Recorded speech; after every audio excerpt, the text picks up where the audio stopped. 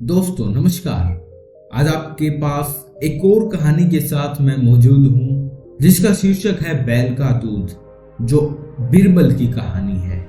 बीरबल की चतुराई इसमें साफ तरह से दिखती है और इस कहानी से आप बहुत कुछ सीख सकते हैं। चलो आपका टाइम वेस्ट ना करते हुए सीधा कहानी को हम शुरू करते हैं। राजा अकबर का दरबार सजा हुआ था। दरबार में सभी मौजूद थे। तभी अकबर बीरबल की प्रशंसा करते हुए कहते हैं, बीरबल जैसा बुद्धिमान इस दरबार में कोई नहीं है। यह हमारे लिए गर्व की बात है, इस जैसा महान व्यक्ति हमारे दरबार में है। अकबर निरंतर बीरबल की बड़ाई कर रहे थे, किंतु अकबर की बात से एक दरबारी सहमत नहीं था। वह राजा के हाँ में हाँ नहीं मिला रहा था। यह भांपते हुए अकबर ने पूछा, क्यों भीमसेन, आप बीरबल की बुद्धिमत्ता पर शक कर रहे हैं? आप उन्हें बुद्धिमान नहीं समझते?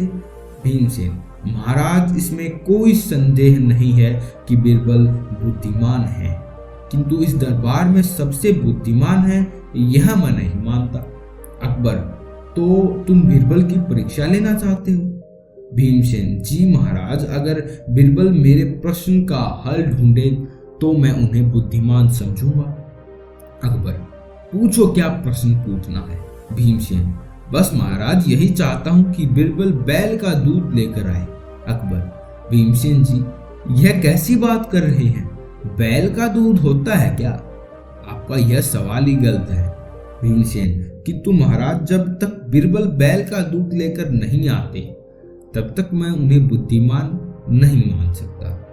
अकबर, ठीक है, हम भी बीरबल का बुद्धिबल देखना चाहते हैं। क्यों बीरबल, बैल का दूध ला सकते हो?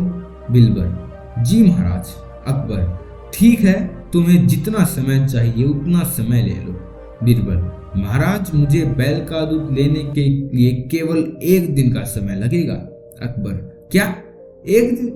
क्या तुम वास्तव में बैल का दूध ला सकते हो? बीरबल, जी महाराज। अकबर, ठीक है। सभा विसर्जन होती है। सभी दरबारी अपने अपने घर जाते हैं। रात का समय है। महल में अकबर विश्राम कर रहे हैं। अभी नींद लगी ही थी कि उनके महल से पीछे से जोर जोर से आवाज आने लगती है। अकबर अपने अंगरक्षकों को उस आवाज को बंद कराने के लिए कहते हैं। अकबर के अंगरक्षक आदेश का पालन करने के लिए निकल पड़ते हैं। काफी समय बीतने पर भी आवाज वहां से बंद नहीं होती। अकबर फिर अपने अंगरक्षकों को बुलाते हैं और कारण पूछते हैं कि तुम्हें 1 घंटे पूर्व आदेश दिया था आवाज को बंद किया जाए, किंतु तुमने अभी तक बंद नहीं किया। उस आदमी को पकड़ कर लाओ जो यह आवाज कर रहा है। मैं उसे अनावश्यक कार्य करने पर दंड दूंगा। अकबर के अंगरक्षक उस आवाज की ओर निकल जाते हैं और वहां जाकर देखते हैं कुएं पर एक लड़की कपड़े धो रही थी। कपड़ों पर लकड़ी के डंडे से कपड़े धो रही थी, जिसके कारण वह आवाज आ रही थी। अंगरक्षक, क्यों लड़की, मैंने तुझे आवाज बंद करने के लिए कहा था, तुमने क्यों नहीं किया? लड़की, जी मुझे कपड़े धोना बहुत जरूरी है और अभी कुआं खाली है, इसलिए यहाँ पर घर के कपड़े मैं धोने आ गई। अंगरक्षक, चलो महाराज ने तुम्हें बुलाया है। लड़की डरी सहमी अंगरक्षक के साथ महल में चल देती है। अकबर, क्यों लड़की, तुम इस वक्त कपड़े धो रही हो? क्या यह समय कपड़े धोने का? हमारी नींद खराब क्यों कर रही हो? यदि तुमने उचित कारण नहीं बताया तो मैं तुम्हें अवश्य ही कठोर दंड दूंगा। लड़की, महाराज की जय हो।